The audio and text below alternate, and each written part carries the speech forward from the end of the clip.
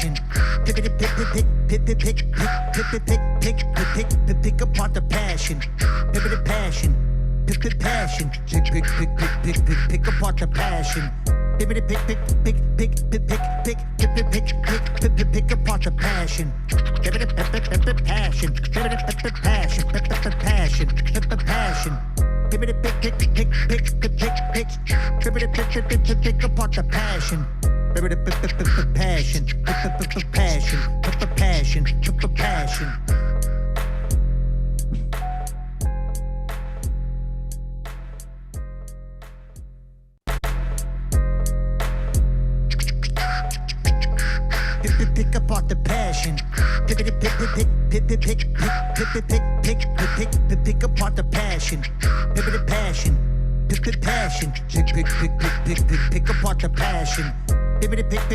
Passion. Pick apart the passion. Pick apart the passion. Pick the passion. Pick the passion. Pick apart the passion. Pick apart the passion. Passion.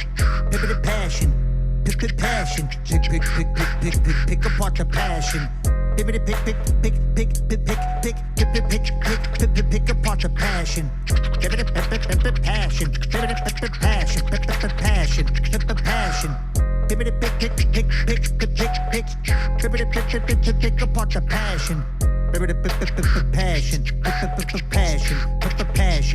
Passion.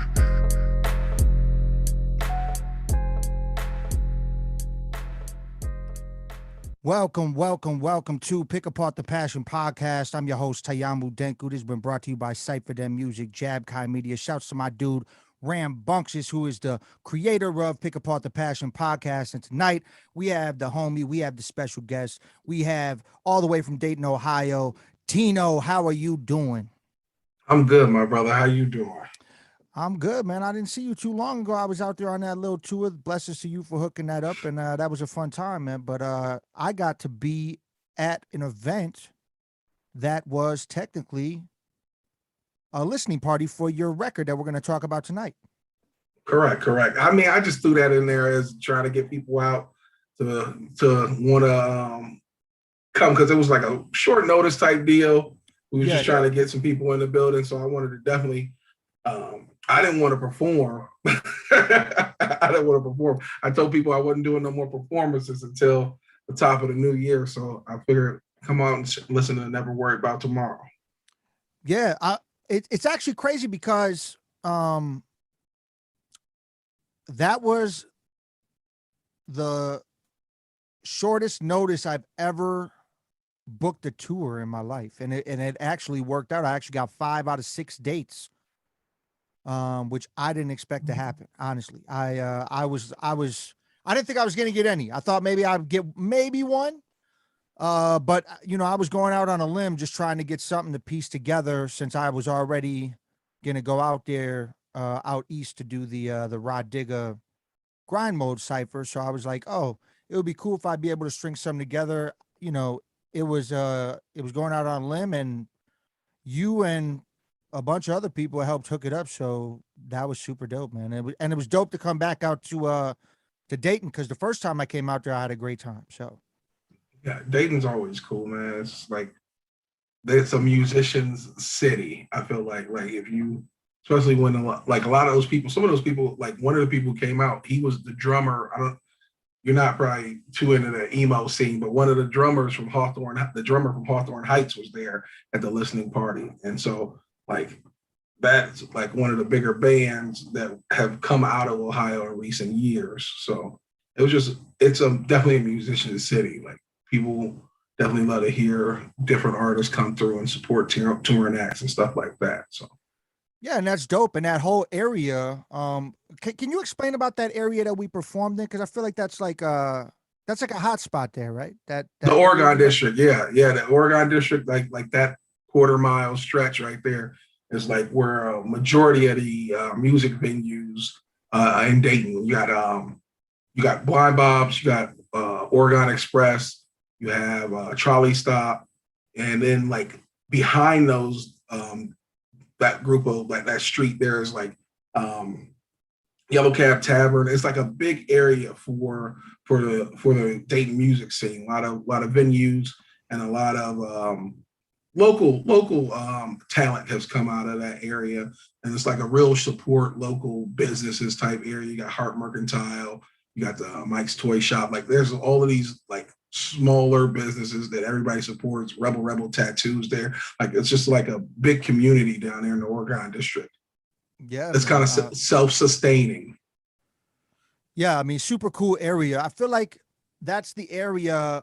So like when I came out to Dayton the first time that you would ever help me get a date on a tour, I came out there and we played off at this other spot. Jimmy's But Ladder 11. yeah, we played off over there. But before that, um, I went to a spot that I think you recommended that had graffiti, the skate park, the indoor skate park area.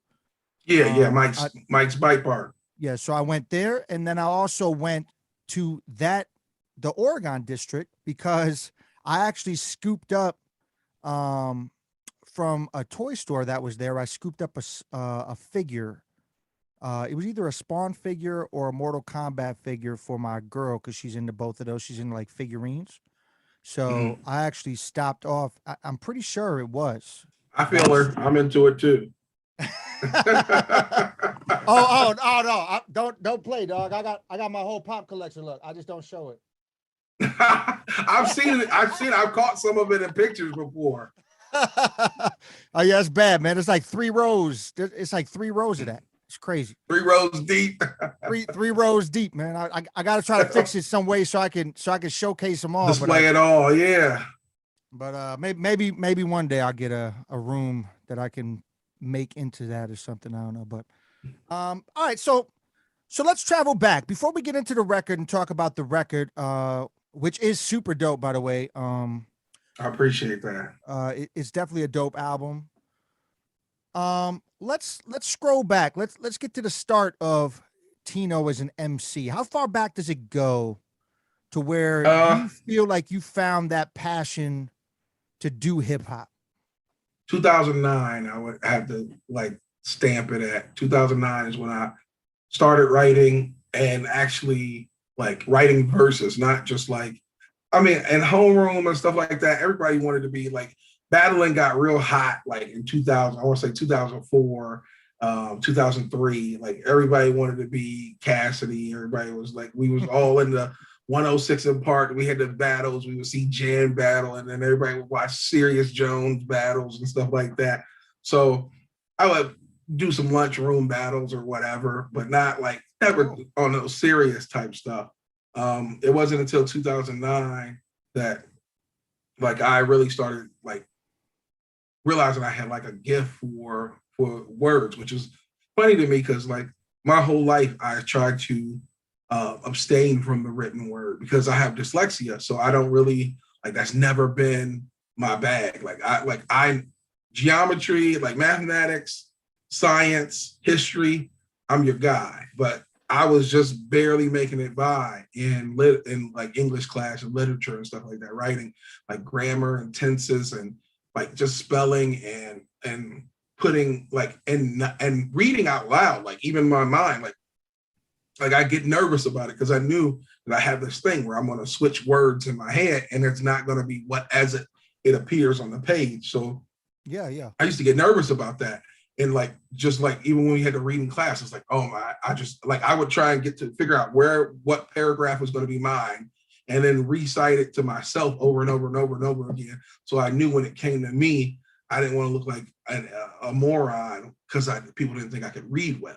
Like I could read perfectly fine. It's just like something in my head just wouldn't make those words come out the way that they should. So Yeah. So does that mean that do you still get nervous performing then?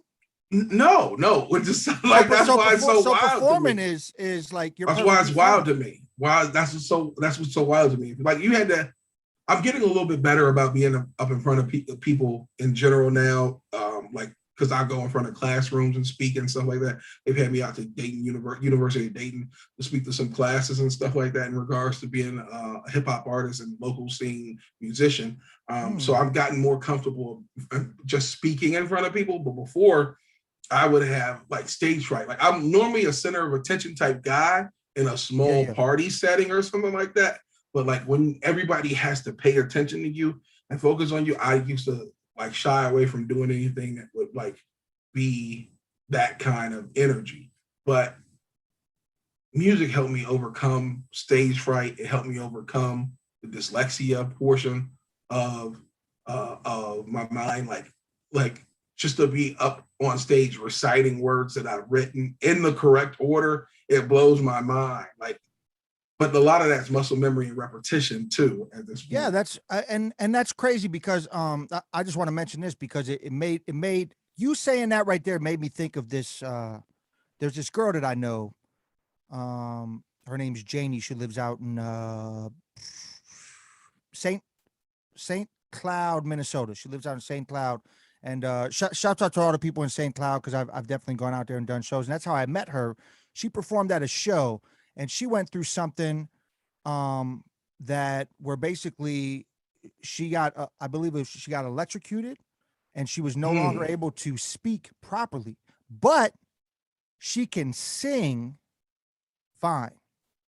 yeah, that's Like, wild. she has no, like she could literally, like when you talk to her, she's still, I mean, she's getting it back, but she still has Stuttering, stammering. a hard time doing it. But like literally when she sings on stage, it uses a completely different part of her brain to where it doesn't affect her singing. Like she can sing perfectly fine.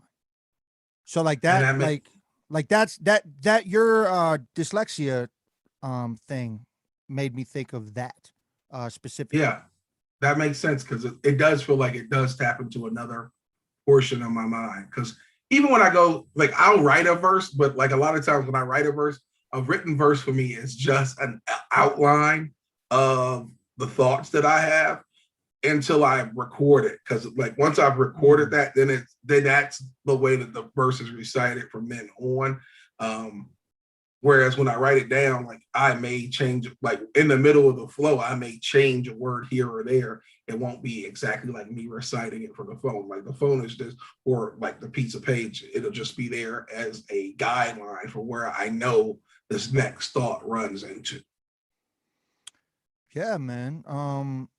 One more thing before we get into the before we dive into the record.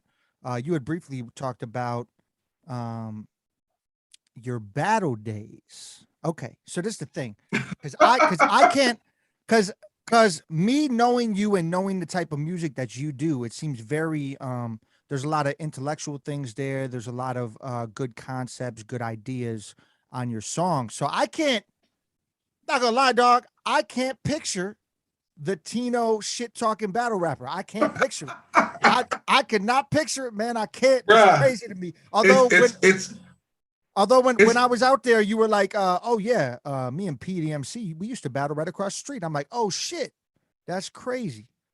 yeah, I used to pick on PE. It was like a gnat taking on Godzilla all the time with the battle raps versus P. Because like I knew his mind is like him and your mind, like it's on some like beautiful mind stuff, or like Bobby Fischer, like y'all like 8 steps ahead when I'm just trying to conceptualize my next line before I get to it. Like, how do I make this next line link up with the next freestyle? But like it's just one of those things where I was like, he was the best, so I just wanted to be in the presence and also compete with the best because that's the only way for me to get any better. It's like I could murder dudes all day and they not be anywhere, and then I get duller because I'm not actually. So anytime I see them, I might be working a door at a bar or something like that. Back in the day, I might be working a door. He shows up, and I'm like, we battling. Like these dudes in here is whack rapping. So we're gonna use their beats as we can hear it outside, and we're gonna battle. And he would be like, "Okay, Tino, okay."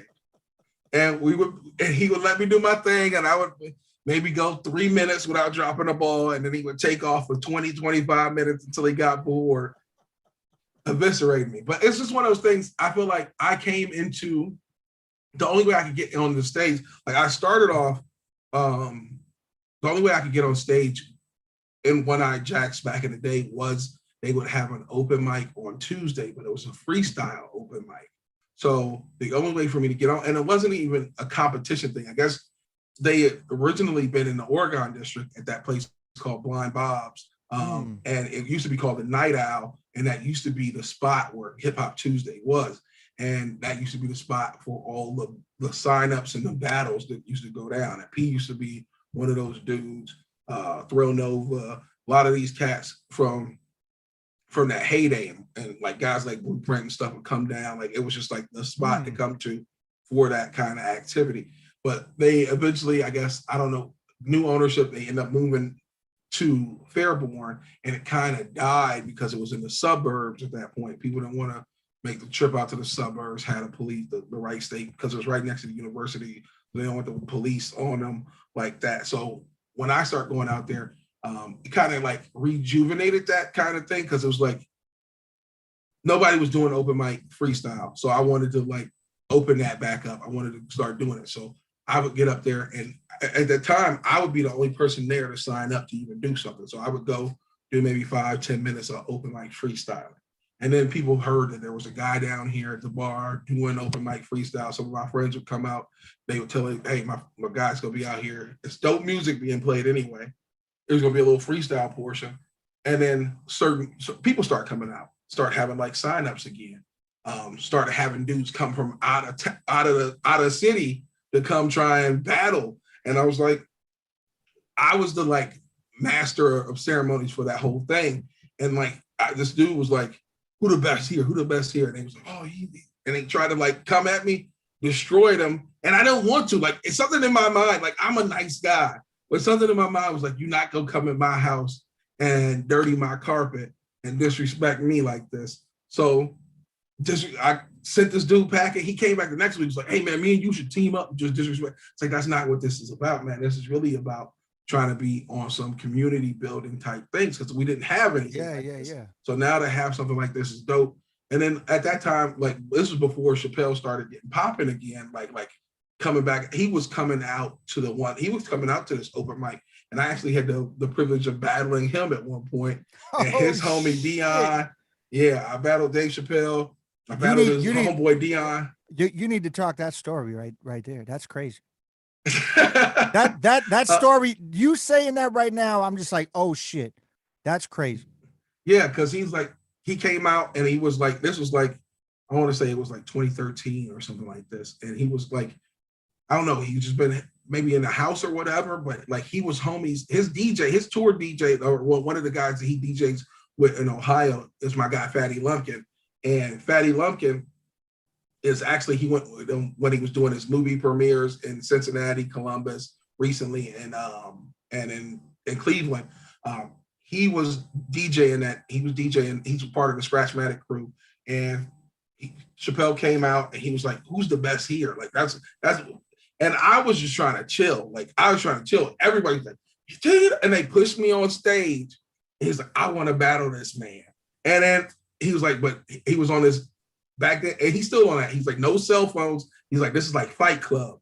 He's like, we don't talk about Fight Club. Nobody records nothing at Fight Club. Of course, there's video, and there's at least photos from that evening with me on stage with him.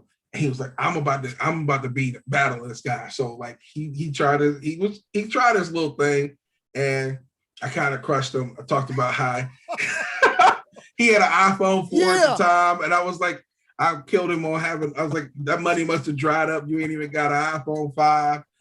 So like, I was just like, it was just all these little different things. I was making fun of how his hair was and the Nutty Professor and different stuff like that. And he was like, I can't believe this man gonna disrespect me like this. He said his boy Dion, who is like his homeboy, I guess he was actually an MC in the past as well. I took on Dion too. I crushed Dion.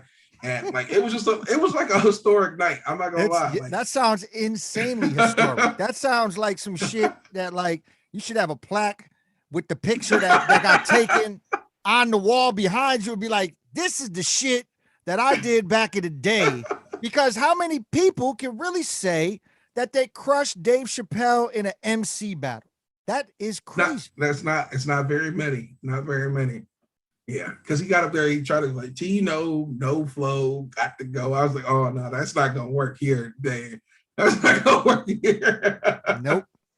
Yeah, everybody thinks dreams about an 8 Mile moment, but I got my 8 Mile moment against Dave Chappelle, so it was tight. That's what's up, man. That's a super dope story. That's fresh, dope hearing that. So, yes. So, Never Worried About Tomorrow. This is the new record that you had just put out on the 11th, right? Is the 7th. The 7th. Okay. So, you put this out then, and before you dropped the record, you were talking about or you did this thing where you were posting up the features on the album. Correct.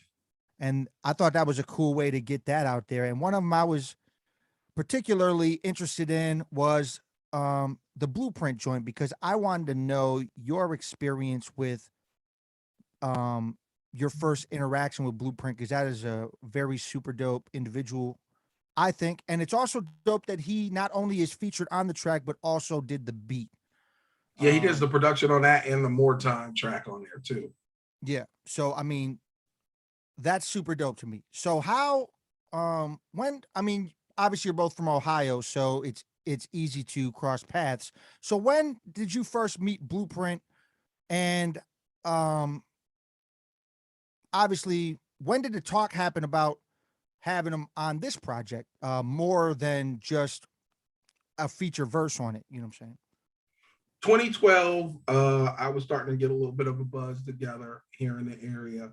And one of the promoters, the local promoters, one of the homies, Philly Phil, he was like, hey, I'm having Blueprint come in. Would you be one of the openers for the show? And I was like, yeah, cool. Like, I'm down to do it. Cause like, he didn't know, I saw Blueprint maybe 2 years before I was even getting on stage. He came into town and I was like, I had a little conversation with him. Back then he had the F a Job t-shirts that he was one of his merch items. And I was like, how did you get to the point where you were like, after this job, I'm gonna make this music my full-time career? And he was just like talking to me, imparted some game to me, didn't even know I was an MC at the time. I didn't really even know I was an MC at the time. We're talking 2010, like this was more recreational than anything for me. And yeah, boom, 2 years later, I get asked to open for him. I'm like, yeah, of course I'll open for Print. So Print comes through. Print's really particular about his stage time. He likes to be on 12:30. He was set 30, 35 minutes, 30, 40 minutes tight. He's like, and then he can be done. Anybody who wants to play before that, they're cool. Anybody wants to play after that, they're cool. He does not like to go on at like 1:30, 2 o'clock in the morning. Shit, like some who does? Who does? Nobody likes to go on that late. Yeah, nobody likes to go on that late. And so Philly Phil, I love my man Philly Phil, but sometimes he overbooks the number of people on the bill. So like we're getting towards 12:30 and there's already been like 7 rappers that went, and he kind of, Philly Phil just goes based on, he was just doing it based on who had like a little buzz. Like they wasn't really akin to what Print was doing. Like they were, some of them might be more street type dudes. And like, it just wasn't really the same vibe as that underground rhyme sayers vibe that people are accustomed to from Print. It was getting time for him to, like, I saw him go over to Phil, like, hey, I need to go on stage. And Phil was like, there's one more guy that's supposed to play. He's like, he's accountable for a good majority of the people that's supposed to be here. Can you please let him go? I promise you, you won't be disappointed by letting this guy go. And he was talking about me at the time. I see him having this conversation on the side of the stage. I'm like, he really about to play his set and then bounce, and then the crowd's gonna be going. This is gonna be whack. But Phil convinces him he's on the side of the stage. This is like one of those weird corner stages. So it's the wall here, and then the back of the building is behind it. So it's like in the corner. So he's on the stage left, and he's just like arms crossed, like let's see what this kid is. Let's see what this is about. And That was that Scribble Jam blueprint pose. he was on the side, like, yeah, we'll see about this.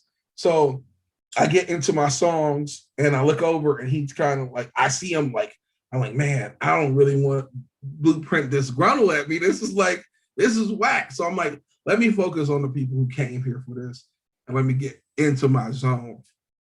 I get about 2.5 songs in. I look over again, his arms is uncrossed and he kind of nodding his head. And then by the time I'm done with the set, he's like full, like into the songs.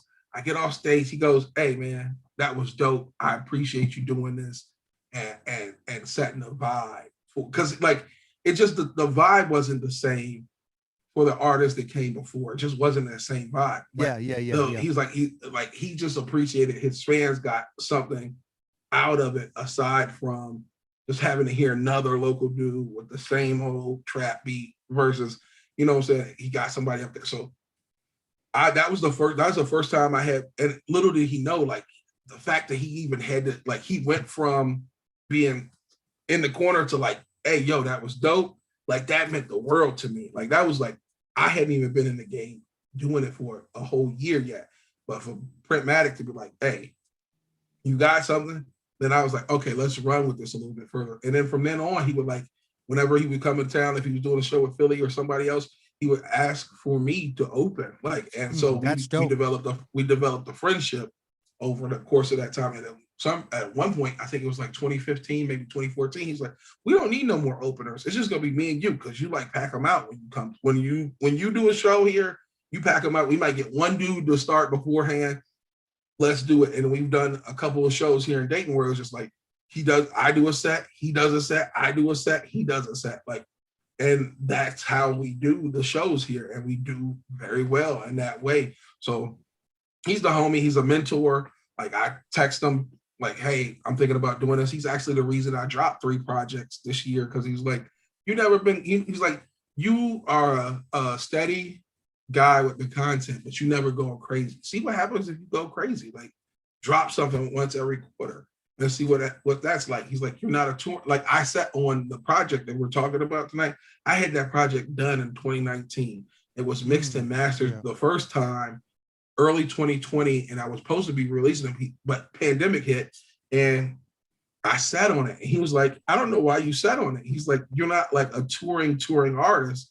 He's like, you can put music out and still do what you're going to do and get the same kind of gravity from it without sitting on it. Like, because for him, it makes sense because he hitting 50 tour dates. He hitting 50 city dates on a record release versus me, where I'm like, I'm doing an album release, and then maybe the different shows that I might play in the city or state, I might support a little bit like that, but I'm not really going too far outside of state lines with him. So he's really been influential, and he was just like, I think I was at his crib, and he was like, hey, I got some beats, like I want to hear you do some stuff, because he had heard what I've been doing, and he was like, I wanted to take you back to like the roots, like when I heard you type stuff.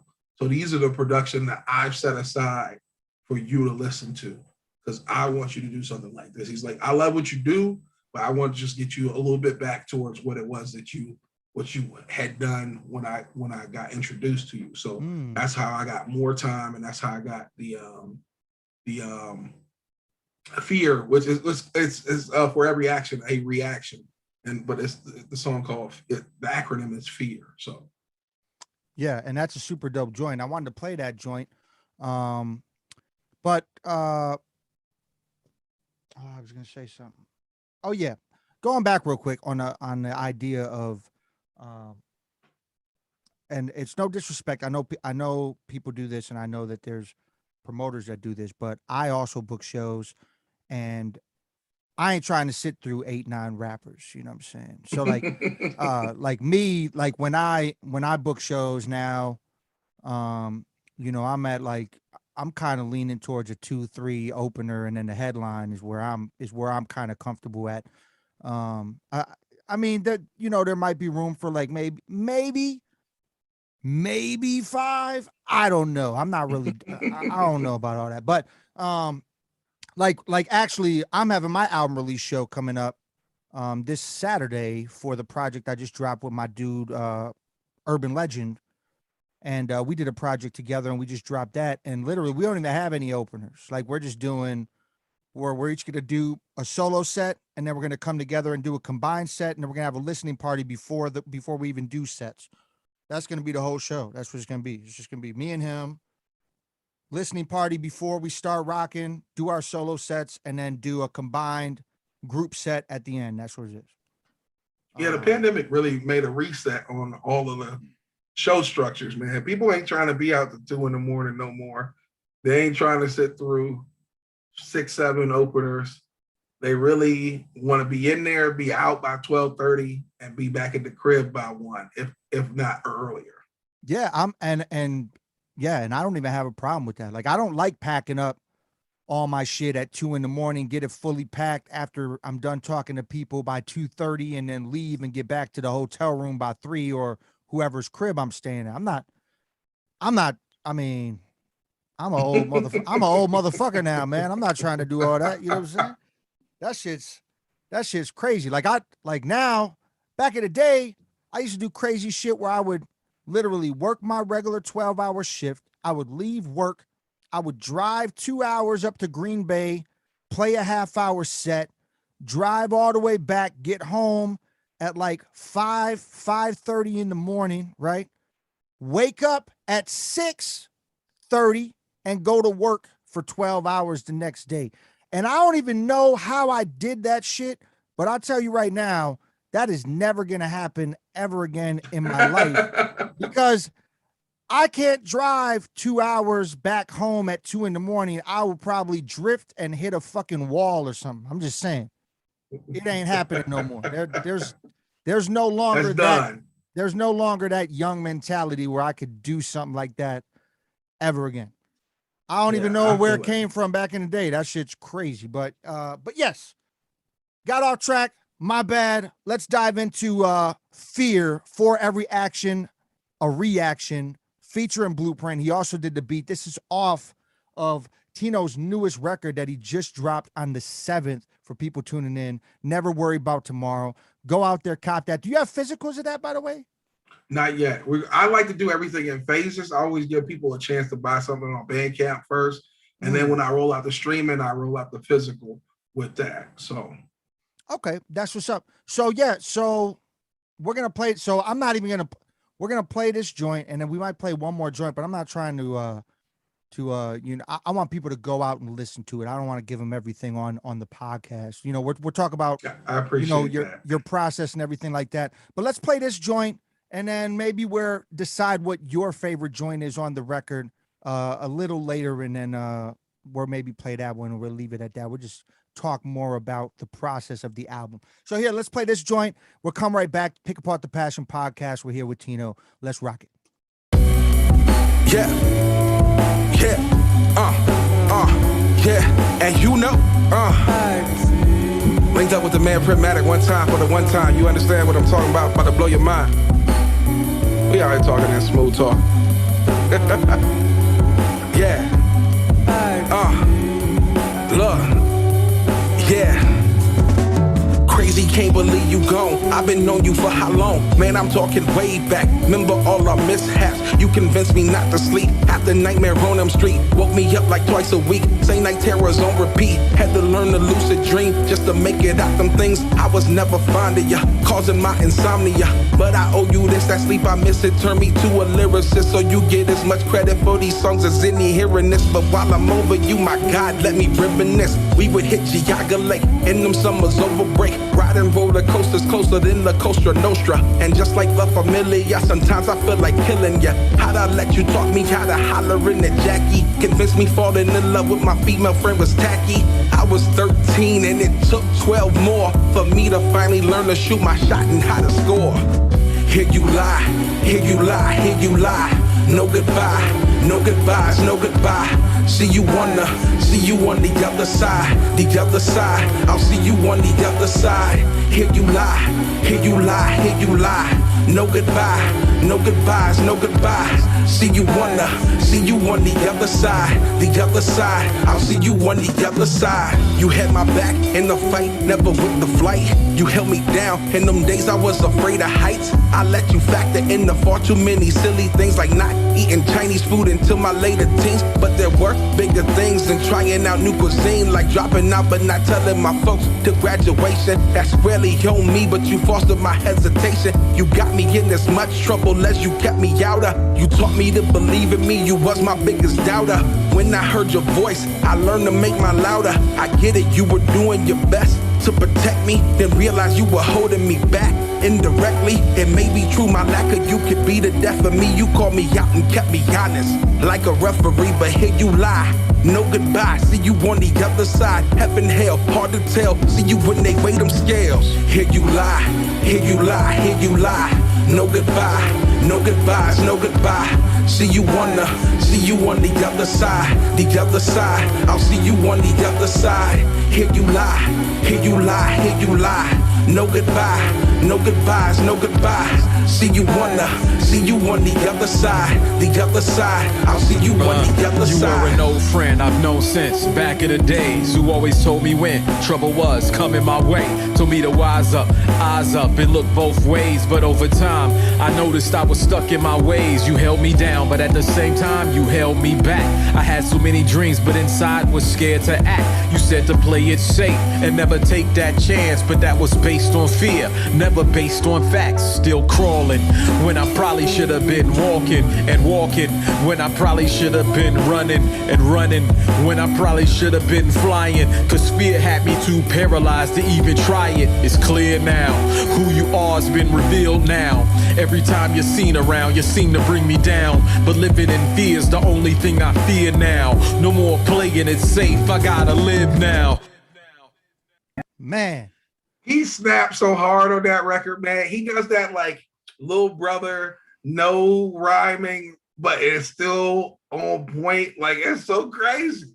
Like, I mean, I'm not even gonna lie. It's rare that I hear him not snap on features. Like, I'm not even gonna lie. Like the joint that he did with me, that we did on a record. I got that shit back, and I was like, oh shit. You got the video for that one too. He's at he's at the studio. He's in his like studio. He did his in the studio.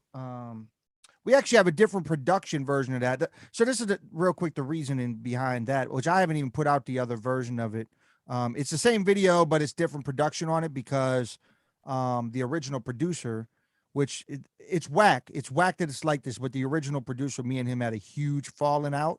Oh, I've seen that a little bit on social media. Which makes it hard for me to ever promote anything that he was a part of, because I have such a, and I don't even hate people. Like I'm like you, man. I'm a pretty nice person, but this dude, there's a big hatred there. So I don't even like to push anything that he's done at all. And it sucks because there's a lot of cool things that we did together, but yeah, it's just not, there's just that tension that will never go away, never be resolved. There's too much things that happen to where even an apology won't help. Yeah. You know what I'm saying? But yes, this song is amazing. One thing that's super dope to me is your songwriting as a whole. There's a lot of artists that do shit that are just not good songwriters. Like they're just not good at it. It's just it's definitely a skill to have. I know some people are like, oh yeah, I can make songs, I could do this, but you're a great songwriter. You do the hook, your hook writing is great, concepts are great, and the writing itself is great. So yeah, that's what I got to say about it. You're just a great songwriter. You know what I'm saying? I appreciate that.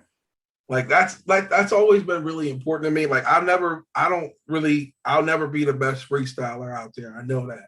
I'm never going to be the most lyrical.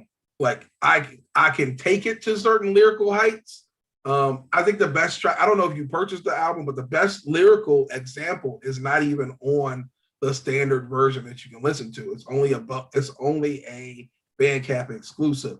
And like I feel like that's the most lyrical track on there. I used to really want to be the lyrical miracle guy, but then I realized somebody broke it down to me. It's like you like think about the trying to explain physics to a person who doesn't understand math or understand. And if you can make something that is very complex, simplistic enough that a person that is a layman's can understand it, then you're doing something even more complicated than using jargon and other technical things that make you seem above that person. Putting yourself on the same level as somebody that everybody can understand, even the people who like, there are certain things that are only for the initiated, but then at the same time, the major majority of the things that I do is it's a broader stroke than it is for to try and be super better than thou with the rhymes. Yeah. I feel that. So is this other joint? Is it going to be on the physical copy? See, I'm a physical copy person, man. Yeah, like, the bonus joint is going to be on the physical. The bonus joint because I like physical records. I mean, I got my vinyl over here. I got my CDs, in there. But yeah, like I'm more of a physical merch type of person, which is why, I bring 3 tubs of fucking merch with me because I'm a fucking merch. I'm about the merch shit, man. Like I like to get physical copies of shit. You know what I'm saying? That's another thing that I learned from Brent. Brent taught me to be. He's like, don't lead a merch table. He's like, a lot of these rappers, they like to go ahead and play their set, and before they play their set, they like to drink a little drink, talk to some girls or something like that. He's like, I watched this man, and he's at the merch table before the set starts. He plays the set and he's there until the bar closes or it's time for him to leave at the merch. Because if you're going to come up to him, if you're going to say hello to him, if you're going to want to interact with him, he's open to do that. You don't ever have to buy a thing. But while you're talking to him, you got to lean over this merch. You got to be in the presence of this merch. And that's one of the things that he taught me. It was like, I made a killing at a show in Youngstown because I never left the merch table. Like I was just at the merch table for 3 hours. And like I made the last $100 of the $200 I made within the last 30 minutes of just being at the merch. If I'd have left 30 minutes earlier, I wouldn't have seen that $100. So I shout out to Brent for like all the wisdom and the gems, man. Yeah. And I heard about Youngstown. So next time I do a run, we're gonna play Dayton and we're gonna play Youngstown together, me and you. We're gonna do that. Okay, I'm down. I'm down. Youngstown go crazy. I heard about it. I never stopped through there yet though. I've never been. It's a good way to go through if you go headed to Cleveland or if you headed to Pittsburgh, because Youngstown is like equidistant from both of those.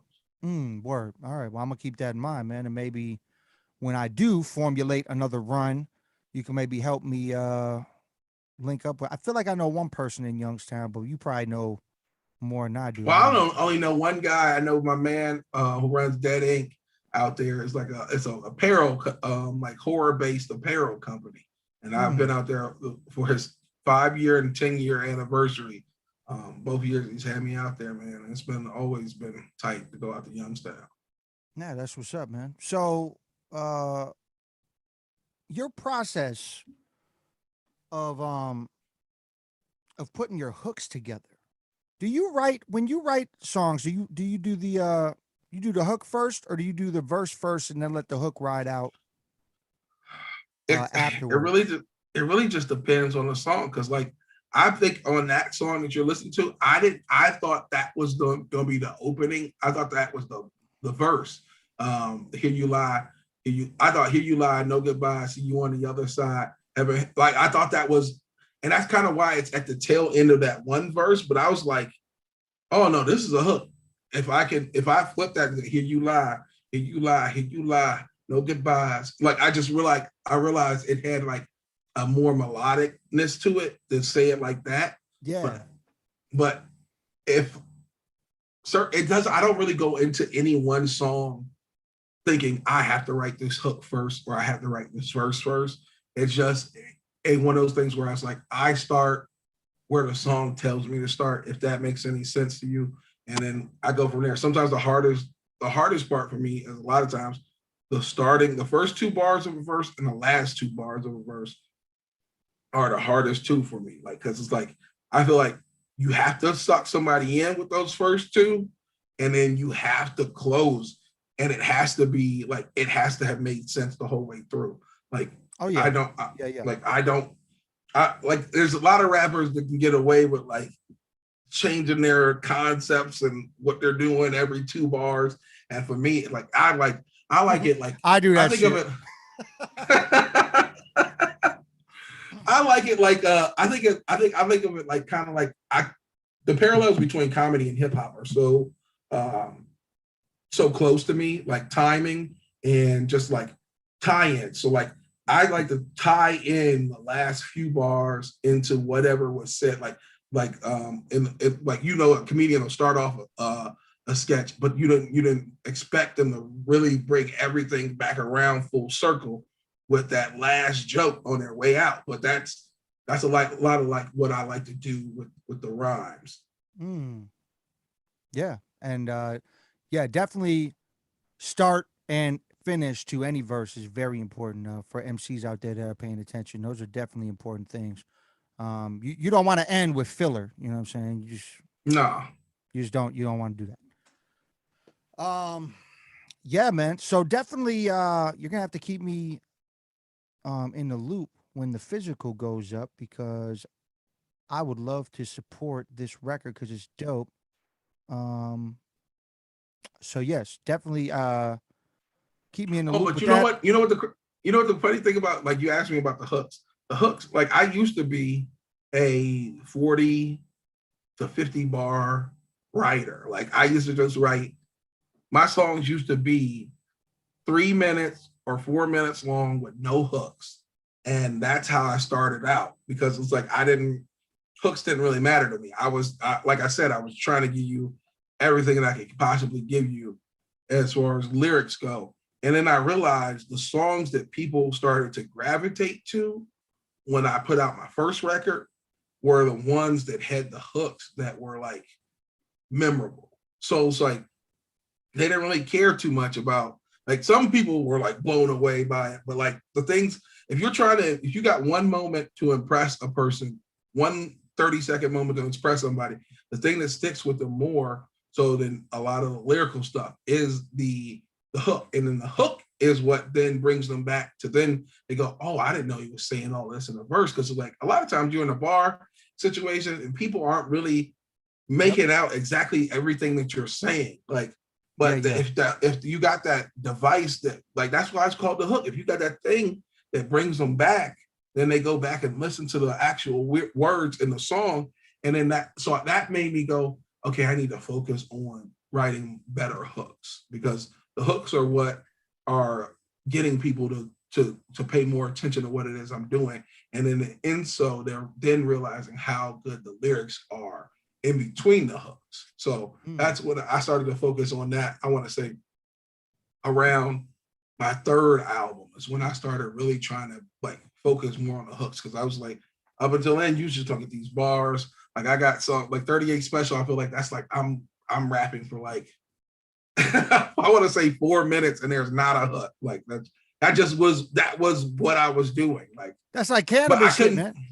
I couldn't play that at a show. Nobody wanted that at a show. Except real lyric heads would love some shit like that. But there's not that many of those. And if you're trying to build to an entire fan base of everybody that likes all these, like, hip hop as a genre, then yes, you definitely need something to hook them in, and you do that. You definitely do that now. So and that's why I like Lupe. That's why I like Lupe. That's why I like guys who were like, Kendrick is good at it. Like these guys who are really lyrical guys, but they also have like this songwriting ability that makes people go, like, I hate it, because I'm like, I don't even really like that new Baby Keem and Kendrick song. Like, I like the Baby Keem part, But the top of the morning, like I'm not like that's so ridiculous to me. But in my car, sometimes I'm driving to work, I go top of the morning, and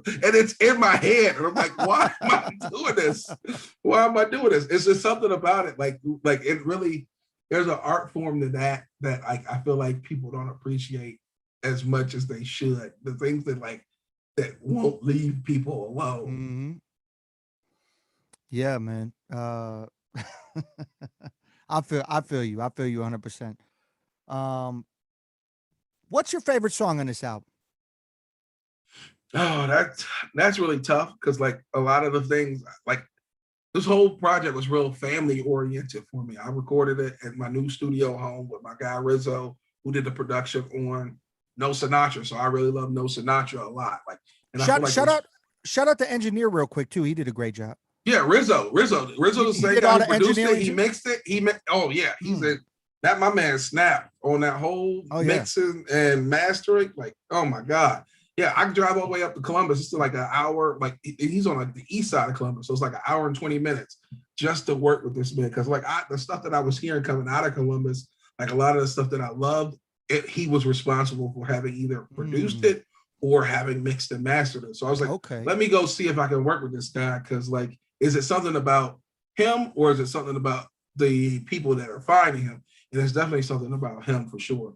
But if I had to pick one, I'd probably say Sad Song is probably because of how personal Sad Song is to me.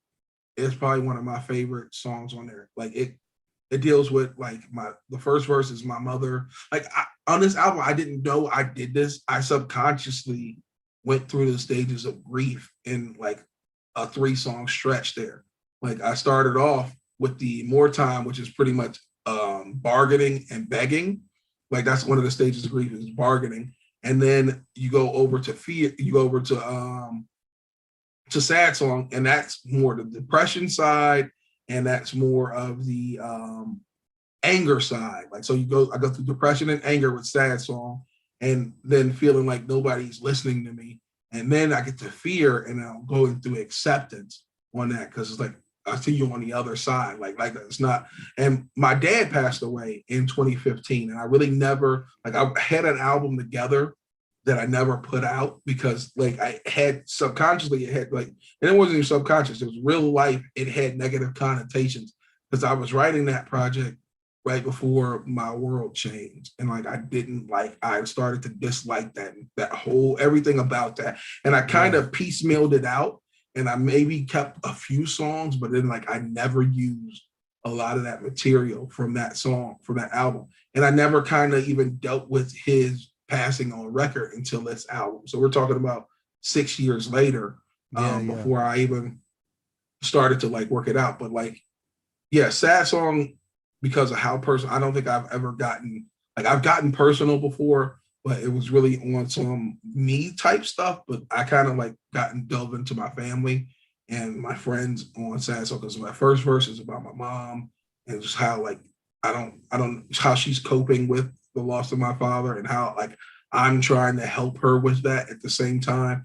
And then the second verse is about a family member of mine who like his girl left him and like he like turned to the bottle and it's like, and I can't really, my family wanted, cause like he looked up to me like a brother and they wanted me to like help him get out find his way. And at the time they was trying to do that, I was just putting my life back together after losing my girl and her kid that I've been raising for 3.5 years. And it's like, I want to be strong for him. But at the same time, I just got past the point where I didn't care if I didn't wake up tomorrow. Like, and my dad had just passed and my girl left me. And like the kid I was raising was no longer a part of my life. And it was just like, I was struggling. And it's like, I understand where he's at. It's just lucky I didn't have that vice because otherwise I could easily have been him. And then that last verse goes through there was a mass shooting here in Dayton back in 2019. It was in the Oregon district, the place that I call home, the place that I played at least 100 shows at. And somebody came down there and violated and murdered 9 people. And like that night, I was hanging out with some friends and they asked me, hey, do you want to, let's go to the They was like, hey, let's go to the Oregon district. And out of nowhere, I told them, hey, no, let's just hang out at Vandalia Bar and Grill or whatever. Like it was downtown. It wasn't downtown. It was like in a suburb somewhere. And I've been to this place one other time. Every other Saturday up until that point, if you'd have said I was in the Oregon district, you'd probably been right 90% of the time. But I decided that one evening and that was the evening that stuff popped off. I was at a Waffle House on the other side of town when I was getting reports and people were trying to check in on me to see if I was okay, to see if I was still alive. And just dealing with, I felt like it's just a weird thing. Like when you feel like you let people down by not being in harm's way, by not being there to experience that thing.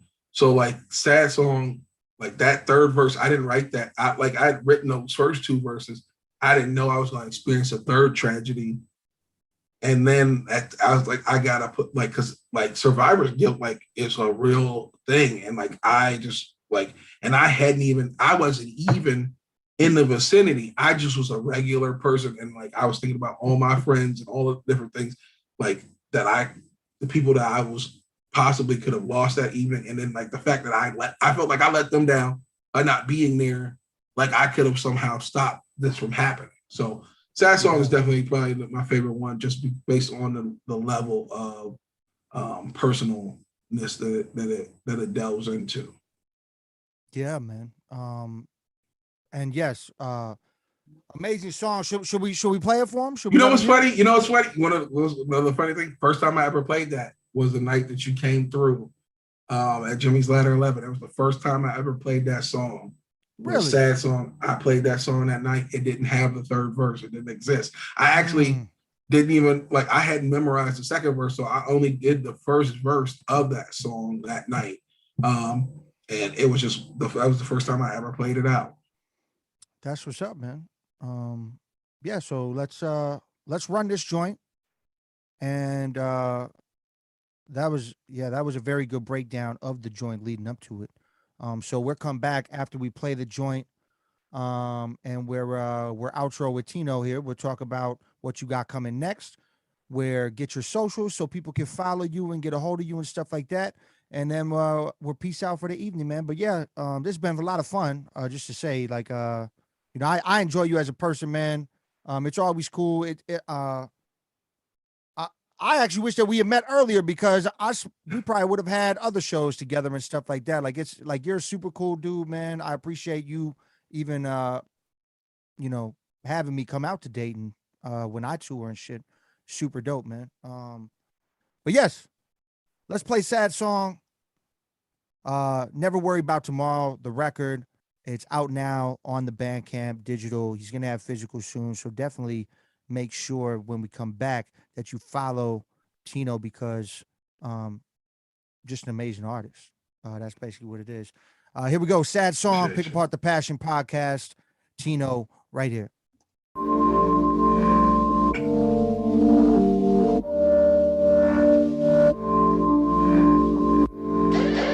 Yeah.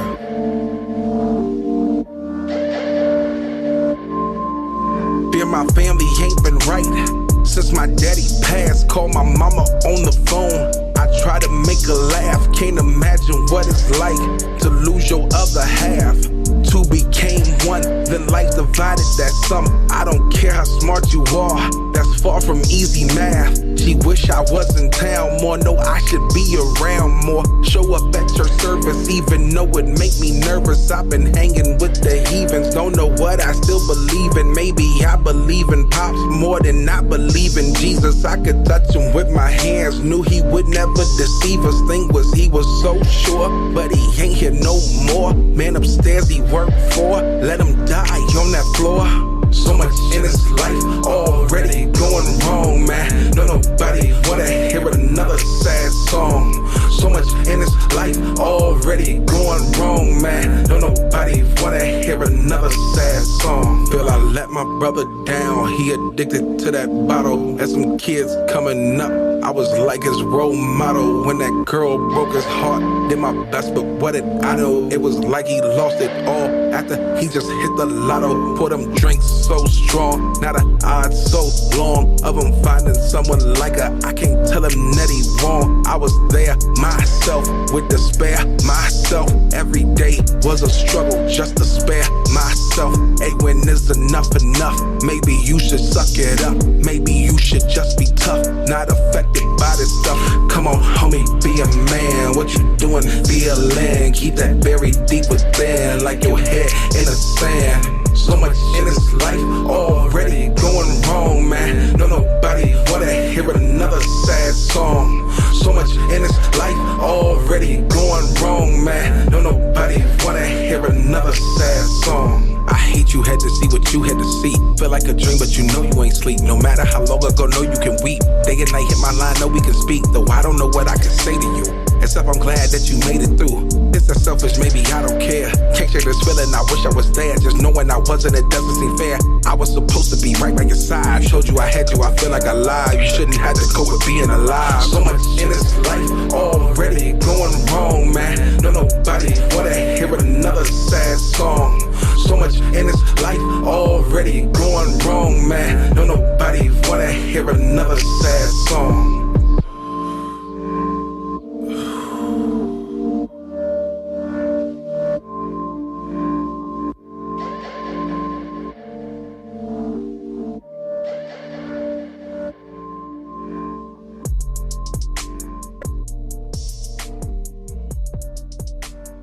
Yeah, man. I mean, that's a powerful song right there, man. Man, you know what I was thinking about it. It's like also like when I wrote that song, the reason that the hook says nobody want to hear another sad song. Unfortunately, in 2014, I lost my cousin. He was killed, and on his way to work at Cleveland Clinic, he was robbed and murdered in Cleveland, Ohio, waiting for a bus. And I dedicated an album to him, and I was kind of in a darker space when I wrote that album because of what happened to him. It's called "Forget Me Not," because I was just thinking about a lot of the times the mortality, like we don't really. I think musicians, a lot of times, the things that we do are so that we can live longer than our own existence allows for. And so the album was called "Forget Me Not." It was dedicated to him. Because it's like I was trying to keep his name alive through the music longer than say his, like even his children, like because after you die, like this has always been a thing that I've contemplated. It's like after you die, when you die, the person who remembers you like might be your children, and then your grandchildren might remember you. But I like don't know anything about my great grandfather. I know his name and that's it. So once I die, because I don't have any information inside his name to pass along. Once I die, though, like his memory really is gone. Like once my generation of grandkids die, his memory is gone. So it's just one of those things. It's like I feel like I've always tried to try and to immortalize myself in some way. But but when I thought about it, like it's like even Martin Luther King, his name is not as powerful, I feel like, as it used to be. Like, and guys like you have to do something crazy, like Julius Caesar and stuff like that. And eventually everything fades. So it's like I kind of got into the mind space where it's like I just need to take care of today. And that's kind of where we got never worried about tomorrow. Because it's like if you take care of today, then you don't need to worry about tomorrow. Like tomorrow takes care of itself when you handle today. So like I just was able to like unpack a lot of things and let those things breathe and not hold on to them so tightly. Like hold on to my own mortality, hold on to the pain and anguish that I experienced through loss and stuff like that. And so like now I feel freer. Like that's where I kind of got to with this project. Yeah, man. Yeah, I definitely sense a lot of the emotion, in the record, in the songs, and the verses. You know what I noticed about this song, which I mean, the song as a whole, very beautiful song, very emotional song. The thing that I noticed is you flow differently on every verse Yeah. at a technical point. If you look at it in that way, you flow differently on every verse. Was there a reasoning for that, or did you write all the verses at different times, and that's why there was a different? Well, the reason the flows are different on the like, because like the first one I start off like it's speaking to it's I'm speaking to myself, but I'm also speaking to the other individual at the same time. Like, so in Mhm. the first verse, I'm speaking to my mom, and then there when I'm speaking to my mom, I'm not going to speak to my mom the same way as I would speak to my cousin, and so I wouldn't speak to her in the same way because those were written at the same time. But like, there's like a gingerness that is like I'm kind of like trying to handle that with kid gloves because she's still my mom, Yeah, and yeah, yeah. and like and she's also like super religious. So like telling her that like I've kind of like lost faith in religion, that's like one of those things. Is like it's gonna be different than like me speaking to my cousin and telling him like, hey, I understand where you're at because I too have been to the point where I just didn't want to exist. And like so like it wasn't like it wasn't an intentional thing, but it was intentional because it's like the way that you talk to people is different. And Rizzo helped me with the last verse, not the flow, but like the way it's delivered, because it's delivered more like a conversation. Like Mhm. the last one is delivered as conversation because it's like it is really me trying to like talk to my community that experienced that mass shooting. Like it's like because there's still times where I have friends who like a balloon might pop and they were down there and like it sends them into panic because Yeah, of yeah, what yeah. they've been through. So it's like it is one of those things where it's like it wasn't like I wasn't like let's do three different flows, but it was like let's do three different mentalities for Mm. speaking. Yep. Yeah, man. Yeah, I totally get that. This is yeah, this has been great, man. This is a great song, I think, to end the podcast on. For people that want to get in tune with what you going on, with what you got going on, and also people that want to go out and support and get the Never Worried About Tomorrow album. What's the best social media that you're on most actively where they can get in touch and follow along with your journey and things that you're doing, and then where can they actually go and get the record? If you can catch me on IG or Twitter, I'm definitely active on both of those. It's all at Hip Hop Tino, so HIPHOPTINO. I also have a website. It's Tino.com, so it's Tino.com, and it has links to Bandcamp, links to my web, links to my social media, and articles and stuff like that. So definitely check out it's Tino.com. That'll be like the easiest way to get to the like Bandcamp link. And then Mhm. like that'll also link you to Spotify and all that if you wanted to Yeah, yeah, yeah, stream yeah. previous stuff as well. Yeah, cool, man. So what's next for you? I mean, you said this record was written and done in 2019, so you obviously probably already got your next project ready to go, right? Yeah, I already like I kind of dropped the one. I dropped Save Money with my guy Kevin Carter. That was earlier this year. This is my third project to release this year. I dropped Save Money, and then I dropped the Sidekick Complex, which is my band that I'm in, drum and bass band that I'm in as a front person. And then I'm working with a record with this guy, Martin, DJ Martin, who's over in France. He's got some production that he sent me, and we've had that recorded since about 2020. So at some point, we're going to get we're going to drop that project probably next year.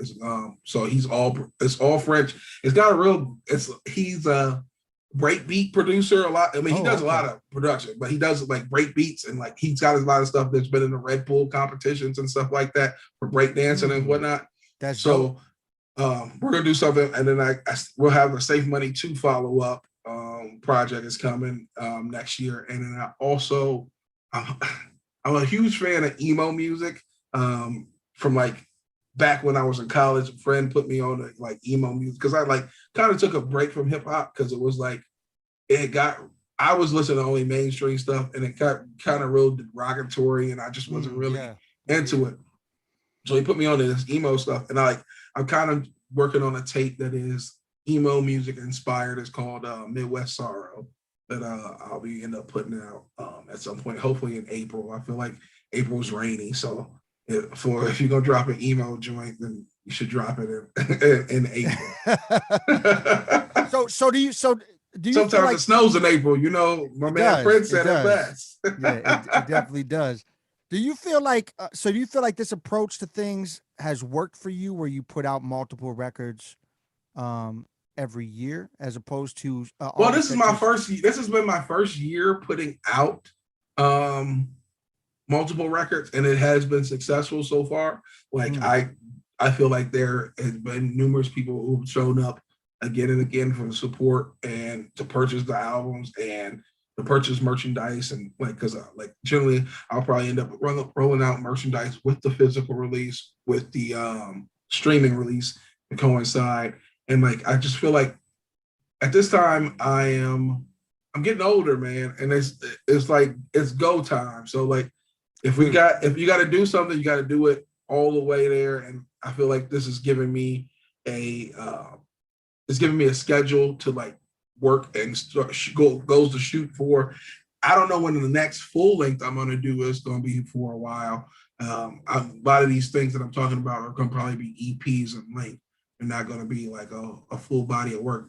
Never Worry About Tomorrow is probably my last full body of work for at least a year or two until I like feel like, okay, this is a collective body of work. That's what the beauty of working with Nick, who did a lot of the production on that record was, because it's like it's got a very cohesive sound, and then the blueprint and the Rizzo beats gelled with it so well. It was like, okay, this definitely sounds. It's got a good continuity. That's dope, man. Well, yes, I've found myself I sit on too much music. That's my problem. So I make so much music. I sit on so much music. So that's why I just got to a point where I'm like, you know what? I'm dropping something either every quarter. I'm putting music out there because I need to get this shit Does it out. work for you? How does it work for you? So sometimes shit gets lost. In you know, where people don't hear it and then I'm not somebody that stops promoting it right after it drops. So I'll keep bringing it back to people and be like, oh, have you heard this? Oh, have you heard this? Oh, wait, this came out here. Here, check it out. Got this on vinyl. Here's the CD. Here's the cassette. I'll keep throwing shit out back in people's faces. So if they did miss it, they can find it later on because I keep pushing it. I won't just stop pushing it. Like I still push the record that I put out early 2020, like right around when the pandemic happened. I put out a record because I had planned it. I had like a 21-day tour book, man, that I was ready to go on. And that was the album that was going to come out for that. And I had it at the last show I played was I opened for Mac Lethal in Dubuque, and I had the album ready to go. And literally my tour was supposed to I actually had a short run that was starting the very next week, and then they shut everything down. So I couldn't even go out and do that. And then I had my bigger tour set for May, and I was hoping like, oh, maybe this is just some bullshit that's going to pass. And, you know, it didn't. So then I had to cancel my whole shit. I never rebooked it. I kind of just been focusing on putting music out there, getting music out there, and focusing on some behind the scenes shit. Obviously, I did that little run when I came out by you and stuff, and that was super dope. And it made me definitely miss the tour aspect of doing the music. But I did get a lot more music done and a lot more out for people to vibe to and hear. And I've gained a lot of more fans doing that. I think a lot of overseas people have fucked with the vinyl. I had a German label put out 2 vinyl releases for me, which was a blessing in the sky for making that happen. Shouts to my dude Bo Fat for making that connection happen. That's my producer out in Germany. And then, I linked up with Onyx's label, 100 Mad. That's the thing. If the pandemic didn't happen, I don't think a lot of these side things that are happening now would have formulated, because I would have been still on my Tour hardcore grind. indie grind where I was like, all right, so I got an album coming out. I got to get these tours ready to go. I got to do this and this. And then I probably would have been more focused on that than even trying to make some other things happen that could formulate bigger things in the future. You know what I'm saying? So that's kind of what ended up happening for me, particularly over the pandemic time. But yeah, it sounds like you got a lot of things coming. And I think if it works, keep doing it, because I like putting out music constantly, man. I like new people, hearing new things. It's exciting for me to put out new things for people to hear. So I say if you liked how it worked this year, I say going forward, keep doing that, especially if you have a lot of new things to offer. And it sounds like you got a band thing, you got the hip hop Duo thing, thing, save money. I mean, yeah. Solo. So I mean, you got all Yeah. these things. It's I would different say, looks. yeah. It's not like you're putting out 4, solo records every year. You're doing a lot of different things, which is appealing to a lot of different people. So that's dope. Yeah, Midwest Sorrow is not gonna be anything like never worry about tomorrow. Like it's gonna be the next solo thing that I do, and it's very experimental in the way that I'm approaching this. Yeah. Like I said, like it's gonna be different. Like and I don't like that's why I like putting out so much stuff, because it's like people get alienated when they think, oh, he's not doing what he used to do. That's what some girl told me, and that's why I kind of wrote sad songs. Some girl told me, like, I was telling you about my cousin who passed away.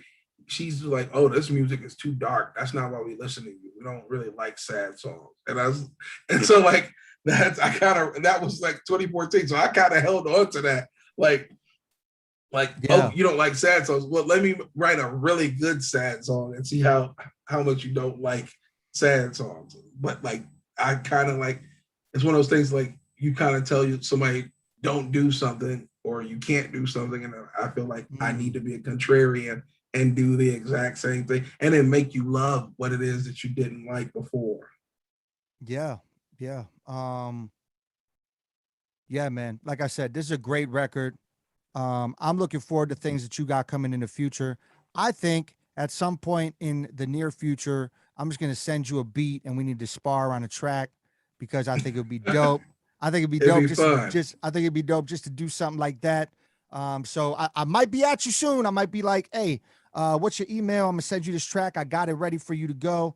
And we're just gonna let me get back in my lyrical bag, man. Listen, man. I look, people like, that's how I came up, man. That's all I really wanted to do. I used to tell cats I wanted to skywrite. I wanted to go over their heads with it. Like, yeah, let's do something. Let's do something. Let's make it work, man. But yes, this has been a lot of fun, man. I have fun chopping it up with you. Never Worried About Tomorrow is out right now. So definitely go over to itstino.com. Check out the Bandcamp link. Check out all the things that he's got. Get in touch with him. Keep focused on what he's got going forward, because it sounds like a lot. So if you don't check it out, you're going to miss out on it. You know what I'm saying? So, Tino, this has been a great time, man. Appreciate you, Denku. Yeah, man, definitely. So I'm going to do the little outro. And we'll let you get on with your night, man. So this has been Pick Apart the Passion podcast, where it's best to pick apart yourself to get to your passion.